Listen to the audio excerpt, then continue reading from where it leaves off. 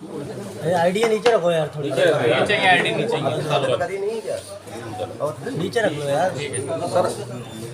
Sir आज आप रामपुर आए, दरअसल हम लोगों ने जब सूचना आयोग में हम लोगों की तैनाती 13 मार्च 24 को हुई थी, तो हम लोगों को 26,000 केस द्वितीय अपील के रूप में हमारे आयोग में लंबित मिले थे।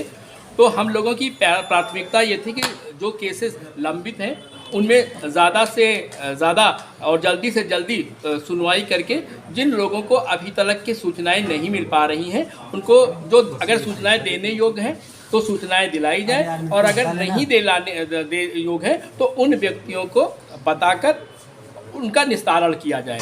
तो हम लोगों को बहुत अच्छी कामयाबी मिली है कि 6 महीने के अंदर लगभग 50% जो लंबित मामले थे उनका निस्तारण हुआ है, उसमें लोगों को सूचनाएं दिलाई गई हैं। लेकिन ये सूचना मांगने का और सूचनाएं दिलाने का एक जो प्रक्रिया है वो निरंतर चलने वाली है।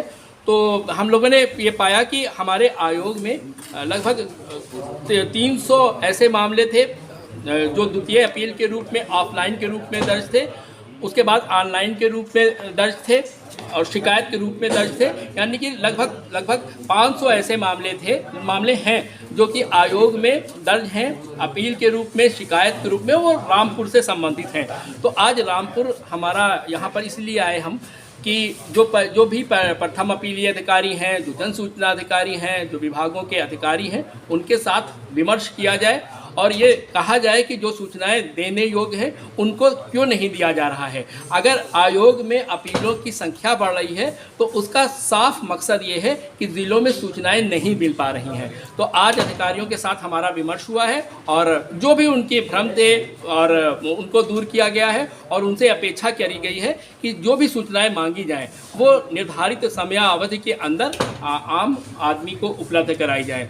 और जहाँ तक मेरा व्यक्तिगत मत है, मैं ये कहना चाहता हूँ कि सूचना दिलाना, आम आदमी जो कानून के तहत जो सूचना मांग रहा है, वो जो सूचनाएं दिलाना जितनी बड़ी चुनौती है, उससे कहीं बड़ी चुनौती इस कानून को ये जो पवित्रता है उसको बनाने की है, बचाए रखने की है। तो हमारे आयोग का जो मकसद है वो सूचनाएं दिलाने के साथ साथ इस कानून की पवित्रता को बनाए रखने का भी है।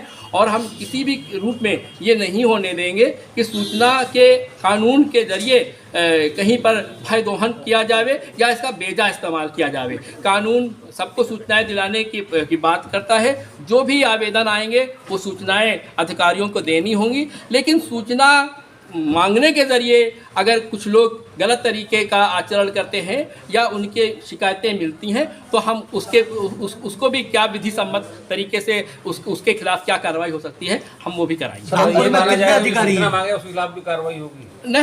नहीं, सूचना मांगने वालों के खिलाफ कोई कार्रवाई नहीं होगी। लेकिन हमने आपको पहले भी कहा कि सूचना के ज़रिए मतलब जो लोग जायज़ लोग हैं, हम सूचना दिलाना हमारा प्राथमिकता है, लेकिन सूचना कानून का कोई बेजा इस्तेमाल नहीं होना चाहिए। रामपुर में कितने अधिकारी हैं जिन्हें दंडित किया गया सूचना अधिकारी? अब तक के 783 ऐसे मामले हैं जिनमें अधिकारियों के उस पर दंड लगा हुआ है और उन पर वसूली की प्रक्रिया चल रही है। आज हमने समीक्षा की बैठक में ये कहा है कि जिन अधिकारियों पर दंड लगा हुआ है उनकी वसूली की प्रक्रिया को तेज किया जावे, ताकि आम लोगों को आम लोगों को जिन्होंने सूचनाएं नहीं दी हैं उनको दंड मिले।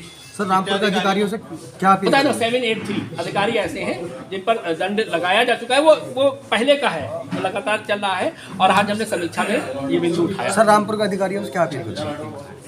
रामपुर के अधिकारियों से क्या अपील करें? हमने अपील यही करी है कि 6(1) के तहत